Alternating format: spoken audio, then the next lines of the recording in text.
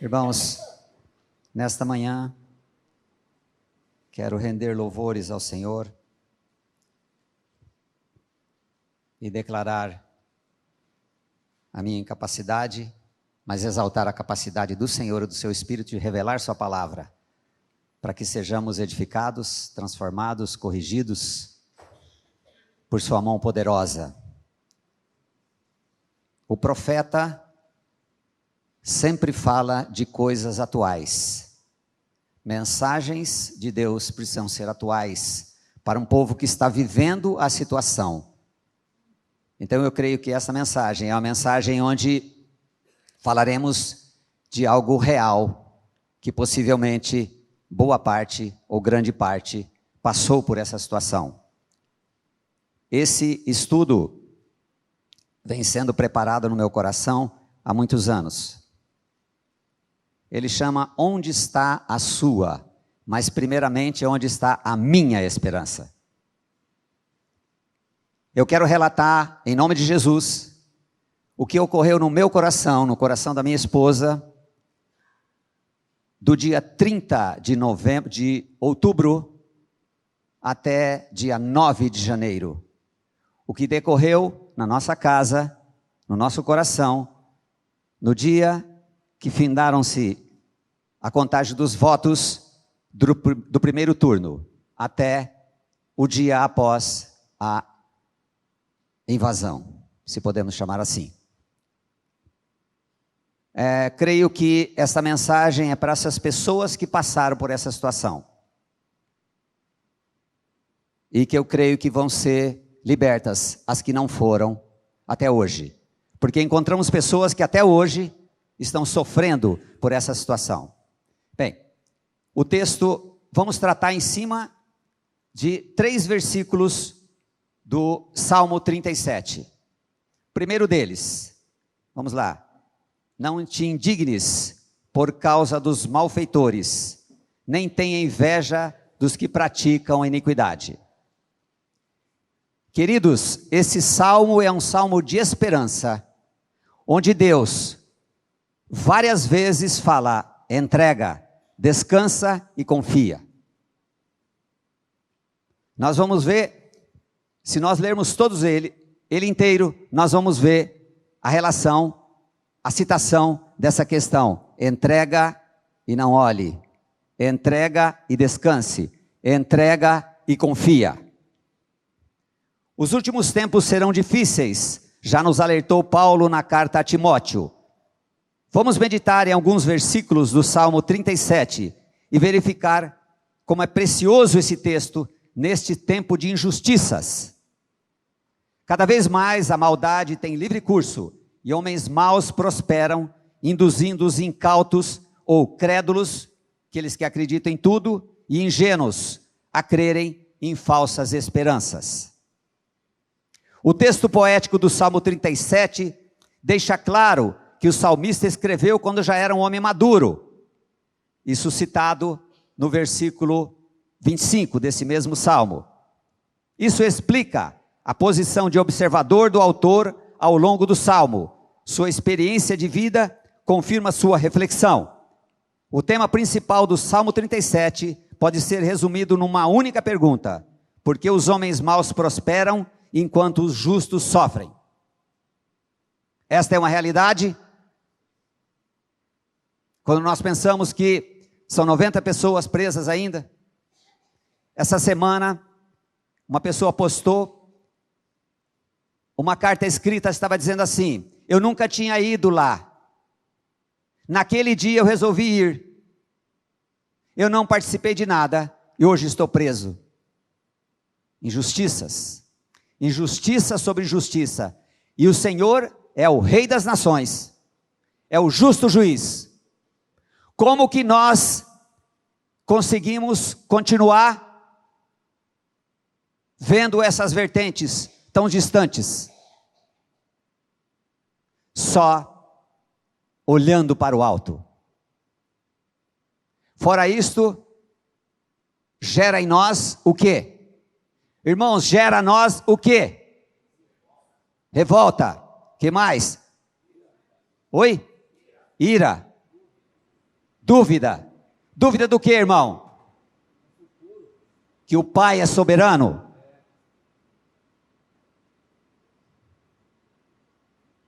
Não se sabe ao certo qual o contexto do Salmo 37, em relação ao momento histórico da sua escrita. Depois de várias experiências, Davi chegou à conclusão de que os ímpios prosperam e são destruídos. E que diante de tudo, Deus nunca é injusto em tratar com malfeitores. Na sequência, nos incentiva a confiar e descansar nele. O Pai nunca é injusto. Determinado tempo, uma pessoa me pergunta, mas e isso e aquilo outro? E Deus, como é que vai fazer isso? Querido, não sei responder, só sei de uma coisa, a Bíblia diz que Ele nunca é injusto. O que nós estamos passando? Ele nunca é injusto. Quando Moisés, cansado do povo que se lembrava dos pepinos e das cebolas, e eram escravos, chegou para Deus e disse assim, eu não suporto mais, eles reclamam contra mim. E Deus diz assim, não Moisés, eles reclamam contra mim, não contra você. Reclamamos contra Deus, quando nós reclamamos contra qualquer sistema. O versículo 1 diz assim, não te indignes por causa dos malfeitores, nem tenha inveja dos que praticam iniquidade. O verbo indignar significa enfurecer-se, irritar-se, revoltar-se, aborrecer-se. Quem não fica indignado ao ver a situação de nosso país? Clamamos a Deus por justiça, muitos perdem noite de sono de tanta tristeza e fúria, pensando nas atrocidades daqueles que são pagos para cuidar da ordem, e bem pagos. Direcionamos nossa revolta a líderes perversos, mas o texto deixa nítido que estamos indo contra a palavra de Deus. Se me enfureço contra esses malignos, e por vezes ficam pensando que o Pai não está agindo, e tenho inveja, pois parece que os intentos dos maus são sempre vitoriosos. É uma realidade ou não? Ou o povo que tinha que ouvir não veio hoje? É momento de clamarmos misericórdia por nosso país, por nossos governantes, mas por nós, que andamos segundo o curso do mundo e das mídias. Ainda, coloque para mim por favor, o verso 7, ele não está aqui. Descansa no Senhor e espera nele, não te irrites, enfurecer, se irritar, por causa do homem que prospera em seu caminho, por causa do que leva ao cabo os seus maus desígnios. Nós precisamos que o Senhor faça com que nós olhemos para o alto.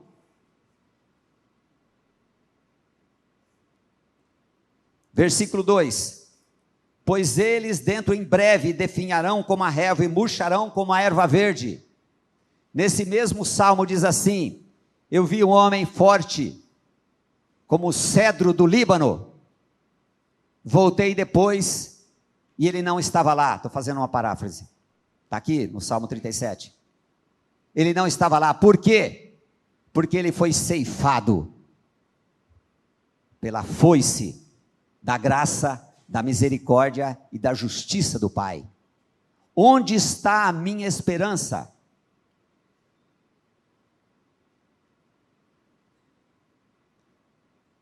Dentro em breve definharão. Haverá brevidade na vida dos perversos, e parece que eles nunca morrem, né? Vem Covid e não extermina. Tem câncer e não morre. E você que está rindo falou assim, poderia morrer, né, Senhor? Só que o texto diz assim, não se alegre quando vir algo de mal para aquele que você julga seu inimigo. Quem é suficiente para essas coisas? Se não estiver dependendo, se não for uma nova criatura e não estiver dependendo do Pai das luzes, onde vem tudo de bom. A aparente prosperidade é transitória, murcham como a grama seca, sem chuva. Quando olhamos para esses malfeitores, deixamos de olhar para o autor e consumador da nossa fé. E esquecemos que nós estamos de partida. Nossa mente é ocupada pela raiva, damos livre curso à nossa murmuração e podemos duvidar da soberania de Deus em usar como instrumento estes incrédulos. Vemos muitas vezes Deus usando Faraó, Ciro, Nabucodonosor para tratar com seu povo. Hoje é tempo de reconhecer a soberania de Abba. A soberania exercida por Abba, nosso paizinho querido, e orar por aqueles que nos perseguem. Pois vamos lá, irmãos, é Ele quem muda o tempo e as estações, remove reis, estabelece reis, Ele dá sabedoria aos sábios e entendimento aos inteligentes. Muda quem Ele quer e nos dá sabedoria para reconhecer sua grandeza e senhorio sobre a terra. Caminhando ontem com o amado, ele me fez uma pergunta excessivamente tensa e complexa para este que vos fala. Eu digo a ele assim, Deuteronômio 29 diz assim: as coisas reveladas são para Deus, as coisas ocultas são para Deus, as reveladas são para os homens. Se eu conseguisse esquadrinhar Deus, olha, é isso mesmo, hein? Obrigado. Se eu conseguisse esquadrinhar Deus, não seria eu, seria Deus. Eu não sei porque fomos colocados num país maravilhoso. Você mora num país maravilhoso ou você está sonhando com alguma coisa melhor do que nós temos? Nós moramos num paraíso terrestre, nós moramos numa terra abençoada, temos coisa que o mundo inteiro não tem,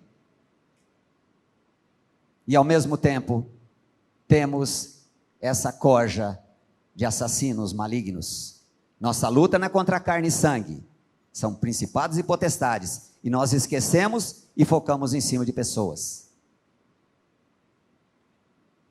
Para nós é muito difícil entender, e nós não somos chamados para isso, mas somos chamados para agradecer, e louvar o Senhor, e esquecer dos pepinos e das cebolas. Eram escravos, poderiam passar por aquilo durante poucos dias, e quantos entraram, ficaram, por causa da murmuração. Só Josué e Calebe, e os filhos deles, né? Versículo 3, confia no Senhor, faz o bem, habita na terra e alimenta-te da verdade. Palavra para este tempo, confia no Senhor e faz o bem, habita na terra e alimenta-te da verdade. Nós estamos nessa terra, essa é a nossa terra, maravilhosa. Aqui o antídoto para os filhos amados por Abba. Confiar no nosso dono, no nosso Senhor, e ter a convicção de que Ele é soberano sobre tudo, e ninguém detém sua vontade e ação. Há dúvidas com relação a isso? Há dúvidas com relação a isso? Há dúvida sim. Por isso é motivo de nós pedirmos ao Senhor arrependimento, por termos vivido como vaca, que segue o atalho feito por aqueles que não conhecem o Pai, por aqueles que não seguem o pastor. Confia no Senhor e faz o bem, habita na terra e alimenta-te da verdade, da verdade, da verdade, em verdade, em verdade. Dono, Senhor, confiar que quem manda em nossa pátria é o Deus Todo-Poderoso. Confiar não é orar por um candidato e se decepcionar quando não é eleito, como se o pai não estivesse vendo as ações dos filhos do maligno, certo?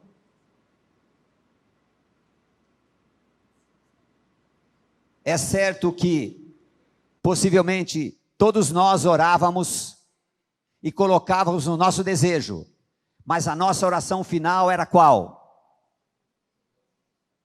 seja feita a sua vontade. Irmãos, nós temos dúvidas que foi feita a vontade do Pai? Poucos nãos, porque ainda pode ter pessoas que têm dúvidas.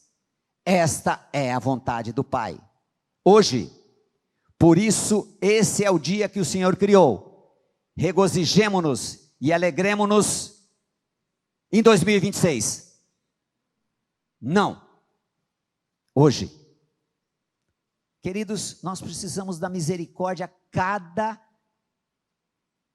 tempo, cada hora, cada minuto, cada segundo, cada átimo de segundo.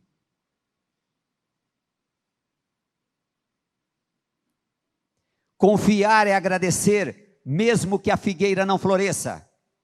Confiar é para filhos transformados pela graça. Confiar é a constância nos que foram regenerados. Ou não sabemos em quem temos crido?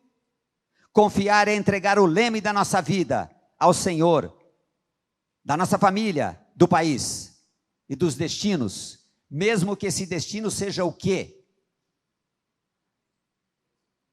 Nós sermos privados de nossa liberdade. Vamos lá, Gênesis, todos, 18:14. Acaso para o Senhor a coisa demasiadamente difícil? Daqui 1 ano, neste mesmo tempo, voltarei a ti, e Sara terá um filho. Acaso para o Senhor a coisa demasiadamente difícil? Não. Acaso para o Senhor a coisa demasiadamente difícil? Vocês lembram o contexto? Eu poderia ter colocado só a parte A, eu coloquei a parte B, porque nós precisamos saber o que está falando o texto. Vira a sequência de Abraão, chegou ao ponto e falou assim, olha, não dá mais. Não dá mais. Vamos jogar as bandeiras fora. Não dá mais. Vamos esquecer. Já era. Perdeu, mané. Daqui, olha que coisa maravilhosa. Daqui 1 ano, nesse mesmo tempo, voltarei e Sara terá um filho. Não havia esperança mais. Daqui 1 ano, Sara vai ter um filho. Acaso a coisa difícil para o pai? Não. Agora, o que é impossível para nós, é possível a Deus. O que é impossível para nós, é descansarmos nessa graça. E vivermos entusiasmados. Entusiasmados é enteos. Você está animado ou você está entusiasmado? Eu estou animado ou estou entusiasmado? Ânima, alma, entusiasmo em Deus. Depois de confiar, é imperativo fazer o bem. Estou fatiando o texto, certo? Expositiva a mensagem. Você acha que uma pessoa que está angustiada, depressiva, sem dormir, sem alento e esperança pode fazer o bem? É possível? Vai evangelizar? Vai ajudar os necessitados? Certamente que não, pois os problemas dos que não confiam são sempre maiores. Entende isso? Essa frase ela ficou esquisita no meio. Mas é o seguinte, se eu tenho um problema muito grande, eu não tenho como ajudar os outros, porque o meu problema é muito grande. O meu egoísmo é muito grande. Eu estou tão preocupado com o que vai acontecer esse ano, o ano que vem, no outro ano, porque eu não tenho mais, eu fico fossilizado. Existe um fenômeno que acontece quando tem um acidente, que as pessoas fossilizam. Assim, isso é a prática. Acontece uma coisa, a pessoa não sabe o que faz. Eu estava dentro de uma loja uma vez, uma pessoa ela desmaiou e começou a ter lá os espasmos. O pessoal ficou olhando aquilo, ninguém fazia nada. Outro dia, um camarada desmaiou aqui numa pista. As pessoas passam a ficar assim, dá uma estática. Essa estática é que o Senhor quer tirar de nós, para que nós sejamos operantes conforme a vontade de Deus, entusiasmado, segundo o seu poder, na sua direção. E não seguindo direções daqueles que diziam ter o poder da mídia, que é o que aconteceu. Fazer o bem. Vai evangelizar, vai ajudar os necessitados? Certamente que não, pois os problemas são maiores. Quem confia pode habitar na terra com regozijo, sabendo que estamos no melhor país do mundo, pois aqui o Pai nos concedeu como habitação, mesmo que temporária. Outra partícula do texto, fazer o bem.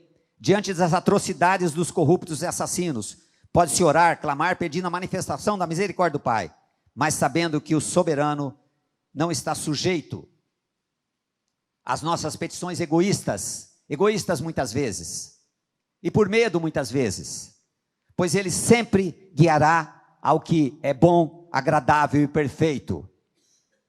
E graças a Deus por sua misericórdia, não levando em conta a minha vontade egoísta, a minha vontade medrosa. Vocês viram a estatística? A China cresceu tantos por cento durante a liberdade, e a China cresceu exponencialmente durante o tempo da perseguição. É isto que o Pai tem para nós? Santificado seja o teu nome em todas as coisas. Quem confia não é inerte e desnutrido. Precisamos ser alimentados pela palavra da verdade, verdade, verdade. Onde ficamos buscando alento nesse tempo? Onde nós buscamos alento nesse tempo, nesse período que eu estou citando aqui? Nas mídias, a cada dia nos enchendo de esperança no que é falso? Sim ou não, irmãos? Foi isso que aconteceu? Buscando esperança no que é falso. E os gananciosos por likes dizendo, tem uma boa notícia, a onça vai beber água, e se possível manda um pix. E me siga neste canal. Misericórdia. É uma gangorra de emoções esperar em homens falhos. E não sabemos também se é fake, mas dizendo que os pix foram tantos, que até noitadas no Copacabana Palace foi pago por pessoas que inocentemente alimentaram esse sistema. Ah, mas fizemos o que a gente pensava que poderia ser bom. Eu fui no TG, fui lá, vou contar para frente a minha experiência. Pude pregar. A mensagem que eu preguei lá no caminhão chama assim: olho para os montes, de onde virá o meu socorro?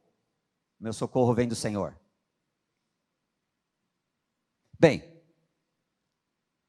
quem confia não é inerte e desnutrido. Precisamos ser alimentados pela palavra da verdade. Entendeu? Precisamos, só focando nesse ponto desse parágrafo, buscar na verdade. Quero ler com você agora o texto de Filipenses 4:8. Finalmente, irmãos, tudo que é verdadeiro, tudo que é respeitável, tudo que é justo, tudo que é puro, tudo que é amável, tudo que é de boa fama, se alguma virtude há e se algum louvor existe, seja isso que ocupe o vosso pensamento. Analise as partículas desse texto e compare com o que nós fizemos nesse tempo. Respeitável, justo, puro, era puro, amável, boa fama, alguma virtude? Nisso pensai. E que pensamentos terríveis eu tive sobre essas pessoas. Que desejos eu tive sobre a vida dessas pessoas. É preciso ocupar nosso pensamento com a verdade da palavra de Deus. Meditar na sua provisão para a nossa alma aflita. Uma pessoa me confidenciou que toda manhã lia certo jornal que defendia determinado partido. Ela cancelou a assinatura e hoje inicia o dia se alimentando do que é verdadeiro, a palavra de Deus. Como é que era a minha manhã logo ao acordar? Vamos ver se é hoje que a onça vai beber água. Vamos ver se o fulano tem alguma notícia, porque ele é privilegiado, ele tem um parente lá nas Forças Armadas, ele tem um parente no Itamaraty, ele tem um parente que conhece uma formiga que entra no gabinete do homem. Até no outro dia.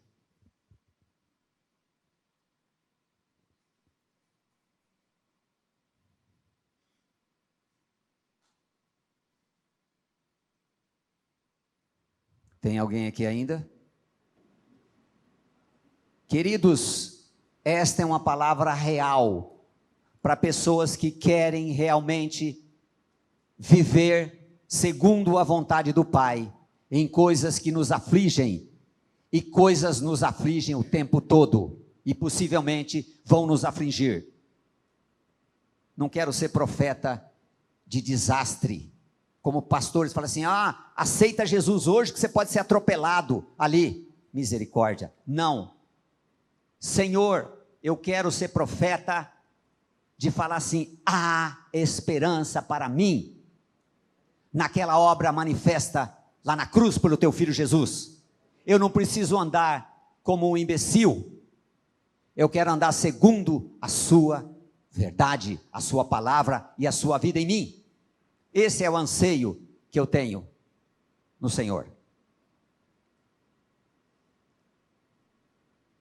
Confiando e nutridos pela verdade, podemos fazer o bem, que é seguir a ordem do Senhor. Não precisamos seguir a manada. Se em frente aos quartéis havia mais pessoas do que na reunião de oração de nossas igrejas, o foco pode estar distorcido. Se a nossa prioridade é crer nos poderes dos militares, nos políticos, do lado direito, da esquerda, estamos tirando os olhos do autor e consumador da nossa fé, Jesus Cristo. Devemos orar pelas autoridades, mas acima de tudo, descansar na soberania do Pai. Se fosse esse era melhor, se fosse aquilo era melhor. E a soberania do Pai fica sujeito a essas nossas tolices diárias. Que graças a Deus temos a misericórdia do Pai para chegar e falar, Senhor, tem misericórdia de mim. Parece que eu sou o eterno repetente, mas um repetente amado pelo Senhor, que espera na tua graça a cada dia.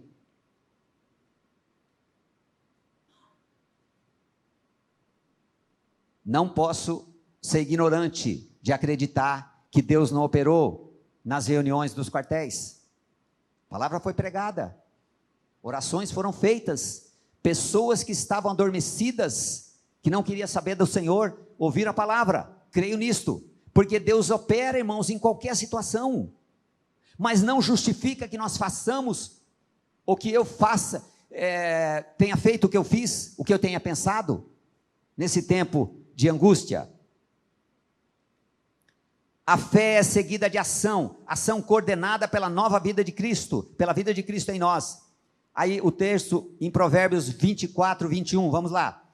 Teme ao Senhor, filho meu, e ao rei, e não te associe com revoltosos. Opa! Não se aliar aos revoltosos.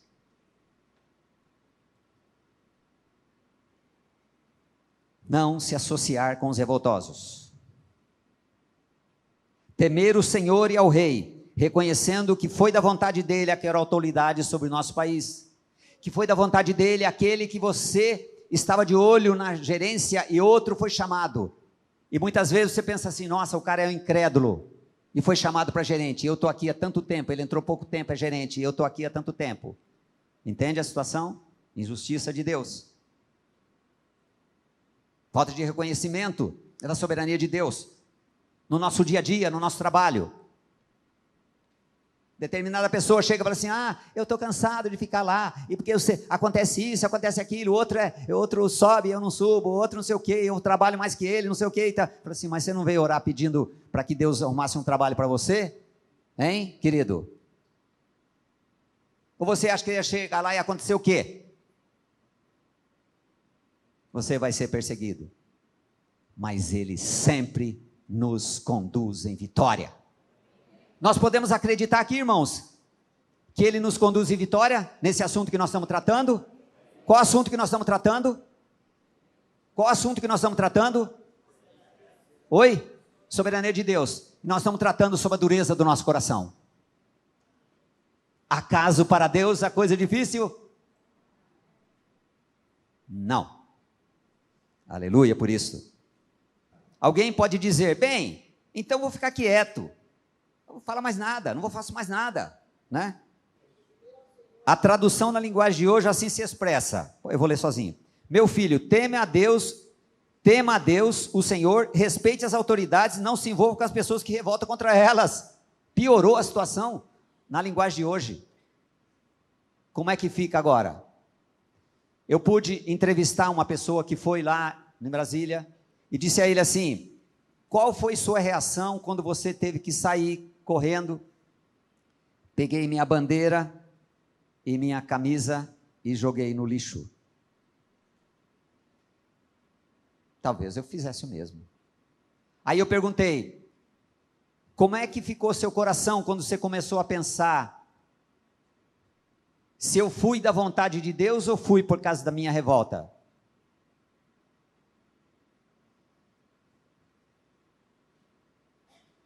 Irmãos, nós não queremos criticar ninguém que foi no TG, não queremos crucificar ninguém, porque eu estou falando do que aconteceu comigo. Mas o final é bom, viu? E se eu pudesse entrevistar mais alguém, eu perguntaria, como ficou o teu coração quando você foi lá e viu o que aconteceu? Possivelmente a resposta seria, eu fui fazer a minha vontade. Alguns podem ter ido segundo a vontade de Deus também. Por isso que a ação do Senhor é na nossa vida. Nós não precisamos seguir manada. Se todos falam em língua, nós não precisamos falar todos em língua. Queria que todos falassem, Paulo diz, né? Mas não. Alguém pode dizer, bem, então eu vou ficar quieto. Observe o que a Bíblia diz em 1 Coríntios 13, 6. Vamos lá. Não se alegra com a injustiça, mas regozija-se com a verdade. Olha o outro contraponto. Diante de tudo, nós não vamos nos alegrar com a injustiça, porque é uma injustiça que está sendo feito. Orar por aquelas pessoas que estão lá é uma tristeza. Não vamos ficar paralisados diante das injustiças, não vamos não. Vamos ser operantes, entretanto, dentro da santa vontade do Pai. Pense nisso, depois de dias turbulentos e cheios de ansiedade, foi-me revelado que estava indo no TG ou nos quartéis e orando por medo do futuro. Quem pode assumir que estava orando daquela maneira com medo do futuro? Quem aqui presente e vai ouvir essa mensagem depois, estava orando por medo do futuro? Medo do futuro. Irmãos, medo do futuro. Minha filha disse assim, mas pai, se Deus é soberano, não precisa ter medo. Olha que coisa, mas eu não escutei. Medo do futuro. O amor lança fora todos os políticos corruptos. Não, peraí, essa tradução não existe. O amor lança fora o medo. Quem está com medo? Não precisa levantar a mão. Quem está com medo? Porque não está crendo no soberano. Se eu tenho medo, não estou crendo no soberano. Se eu tenho dúvida, não estou crendo no soberano. Se eu oro, não estou crendo no soberano. Ah, mas tem que orar. Sim, você ora, depois você começa a agradecer pela ação do Senhor. É a vida que Cristo tem para nós. A vida nova nele. É isso que Ele quer que nós provemos. Uma pessoa disse assim, qual o propósito de Deus na sua vida? Ah, o propósito de Deus é que eu seja evangelista, que eu seja próspero, que eu ajude lá o pessoal lá do Afeganistão. Não, o desejo de Deus primeiro é fazer-nos a imagem do seu Filho.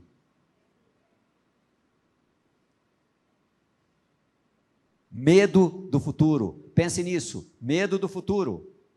Preguei essa mensagem no salão do Márcio Frois e um rapaz disse assim, medo do futuro me pegou. Medo do futuro. Se estou inflamado ao ver as injustiças dos malfeitores e a minha ação é orquestrada por dúvidas, estou pecando contra a soberania de Deus. pois toda murmuração é contra a minha mulher. Toda murmuração é contra Deus, porque Ele foi incapaz de nos dar políticos melhores, porque Ele foi incapaz de nos dar filhos melhores, Ele foi incapaz de nos dar pais melhores.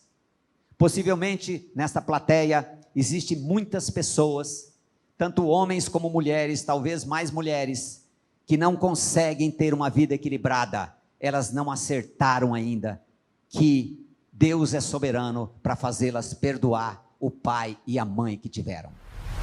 E carregam fardos terríveis. Não conseguem ser isentas daquilo que gruda mais do que super bond. Misericórdia. Não há descanso. Apesar de toda a religiosidade, apesar de toda a decoreba sobre a obra da regeneração, não há transformação. Apegadas a um passado sórdido, passado ruim. Eu vi um testemunho de uma mulher dizendo assim: eu fui estuprada quando criança, sofri durante muitos anos, até o dia que pela misericórdia, Deus me falou assim: tudo bem, e agora? O que você vai fazer? Aí eu falei: Senhor, tem misericórdia, deixa eu viver minha vida com Cristo, e Senhor, faça com que eu me lembre daquilo, sem ter dor, como Paul Tillich falou, é lembrar sem sentir dor. Irmãos, nós somos amados por Deus, ou somos amados às vezes? Ou sentimos-nos amados como tudo vai bem? Nós somos amados todo o tempo, e perdoados, e fortalecidos a acordar e falar assim: louvamos-te pela misericórdia desse dia, louvamos-te porque hoje nós acordamos com saúde, louvamos porque hoje nós temos filhos. Quantas pessoas que querem ter filhos não têm filhos, e quantos que têm filhos e falam assim: por que os tive? Quanto trabalho eles nos dão.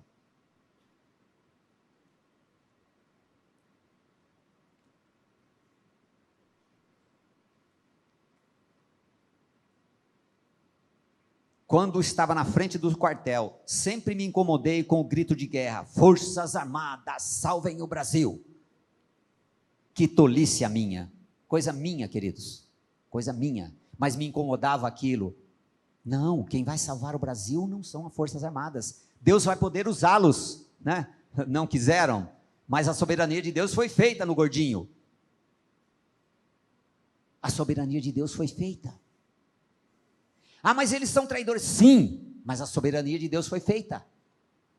Mas as Forças Armadas não podem nos salvar de nós mesmos. Nós somos salvos por Cristo Jesus, naquele sacrifício maravilhoso. Participamos dele, irmão. Participamos do sacrifício para não mais eu, mais Cristo? Sim.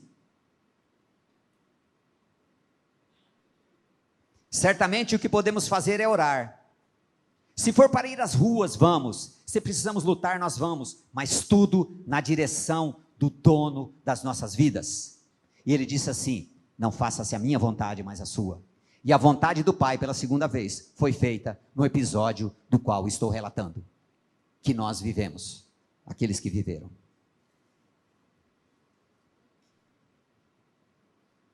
Tudo na direção do dono de nossas vidas, e não por seguir a lógica, o efeito manada. Se o Pai deseja que nosso país seja destruído, e a perseguição seja cruel, com a proibição de pregarmos a mensagem da cruz. Não, Deus não vai permitir isto. Eu não posso pensar que eu posso ficar doente. Sim, aquele homem pegou uma doença terrível, e lá, no hospital, ele descobriu por que ele estava ali. Porque ali ele seria instrumento naquelas pessoas que estavam precisando de Cristo. Observe algo maravilhoso nesses 3 versículos. Agora vamos fazer um check-up dos 3 versículos que nós, resumidamente, rapidamente, tratamos aqui nessa manhã. Observe algo maravilhoso nesses 3 versículos. O primeiro determina o que não devemos fazer, não se irritar, não se revoltar. Depois explica o motivo. Eu cuido dos malfeitores, eles passarão e murcharão como a grama seca. Eu estou lembrando de Brasília. Brasília é assim, o tempo a grama é verdinha, depois a grama seca e morre. Você fala, não sai mais grama desses, e depois ela brota. Mas eles murcharão como a grama seca. Como o pai é didático, né? É coisa simples da gente explicar, né? Da gente falar. E entender é que é difícil. Depois explica o motivo, porque ele falou e finaliza com o que devemos fazer. Fazer o quê? Confiar, fazer o bem e alimentar da verdade. Então, coisas que eu não devo fazer, coisas que Deus faz, e coisa que Ele faz a gente fazer. Porque essa parte aqui, confiar, fazer o bem e alimentar, é só na orientação dele. Senão nós vamos seguir o tic-tac. A onça vai beber água, a cobra vai fumar. Porque as expectativas foram caindo por terra. Primeiro era isso, primeiro era aquilo, depois é o Senado. 41 a 40 dá, 41 a 40 dá 41, né? Não, deu 32 a 59, né? Estão entendendo o que eu estou falando? A expectativa era aquela, porque aí rolava ovo para tudo quanto é lugar. Não deu. Não deu. E quem já estava pensando que a coisa era difícil, já sabia que eles iam se vender. Não deu. Agora a expectativa é o quê? É o Tribunal de Haia, são os direitos humanos para os índios. Cadê o Sererê? Misericórdia. Onde está a nossa esperança, queridos? Não, a nossa esperança é 2026. A nossa esperança é que agora esse governo vai fazer um monte de coisa boa, não é? A esperança de muitos, alguns, não sei, bastante, ou pouco, ou maioria, ou 51%, não sei, era que esse governo ia fazer. Aí, o que está fazendo? Qual a nossa esperança? Como o ensino do Senhor é perfeito e didático. O que é didático? É ensinar um grupo, uma equipe, algumas pessoas, como que analisa, como é que age. Isso é didática. Como é que é a didática de Deus? Não fica assim, eu faço isso e você faz isso. Resolveu. Não resolveu? Não resolveu? Resolve. Porque o trono da graça é que vem todo dom perfeito que nós precisamos. Aleluia. Que Pai maravilhoso temos. Com certeza ciente de nossa inquietação. Deixa bem clara e desenhada a rota de fuga para nós que somos levados a olhar para Ele como a fonte de nosso suprimento com abundância e descanso. Abundância e descanso. Esse mesmo Salmo 37 diz assim: hoje sou velho, fui moço, hoje sou velho, nunca vi o justo mendigar o pão. E diz assim: haverá necessidade de pão, mas os filhos nunca passarão necessidade. Como é que é isso, irmãos? Como é que é isso? Mas a palavra diz que é assim. E é assim que Ele faz e vai fazer. Fez, suprindo-nos de vida em Cristo. Está fazendo e vai fazer. Para que nós tenhamos nosso coração firmado na graça e na soberania do Pai. Último texto. Como? Hebreus 12, 2 e 3. Irmãos, já que nós estamos aquecidos, né? Aquecidos, vamos ler esse texto com alegria, sabendo em quem nós podemos confiar, que é o Senhor. Vamos lá. Olhando para Jesus, autor e consumador da fé, o qual, pelo gozo que lhe estava proposto, suportou a cruz, desprezando a afronta, e assentou-se à destra do trono de Deus. Considerai, pois, aquele que suportou tais contradições dos pecadores contra si mesmo, para que não enfraqueçais, desfalecendo em vossos ânimos. Irmãos, desfalecendo em nossos ânimos. Foi isso que aconteceu comigo, desfalecendo no meu ânimo de acreditar em um monte de coisa. Aí no dia 9, depois daquele domingo terrível, no dia 9, o Senhor falou assim: que deu isso tudo aí? Aí, em nome de Jesus, fui lá, fui apagando, segui, parando de seguir. Meu, não sei quantos que deram. E eu falei para os irmãos dos arautos, cuide das suas mulheres. As mulheres sofrem muito, muito mais que nós, nesse aspecto. Cuidem delas. E aí depois um falou assim, a minha está desesperada. Quem lembra do desespero que havia, ou que há ainda? Eu esqueci de falar uma esperança que tem ainda, não me lembro ainda, mas esperança falsa, nesse tempo que vai acontecer. Irmãos, precisamos da graça, precisamos a cada dia levar o morrer de Jesus, para que a vida de Jesus se manifeste em nós, e vamos ser operantes, não medrosos, covardes, vamos agir dentro da vontade do Pai, aí nós não vamos errar, nós não vamos seguir manada, mas vamos seguir o nosso pastor, porque Ele é o nosso pastor, e certamente nada nos faltará. Que esse seja o anseio de cada um de nós, a comunhão com o Pai, para sermos libertos de nós mesmos, e de seguir como tolos nossos sentimentos e vontades. Que seja cada dia mais, não mais eu, mas Cristo. Creio que os que foram tocados por essa palavra e agiram sem a direção do Pai, desanimaram, perderam noite de sono, alimentando-se de boatos, pode achegar-se ao trono da graça, com o coração arrependido, e serem renovados nos seus ânimos, nos seus entusiasmos, pois todos os que nasceram de novo estão a caminho da nossa pátria celestial. Devemos pensar nas coisas lá do alto. Aleluia. Eu tenho certeza que essa palavra pelo Espírito desperta você e principalmente a mim, para eu deixar de tolices e viver conforme a vontade de Deus. Pai, te damos graça por tua palavra, te damos graça por tua grandeza, misericórdia, Senhor.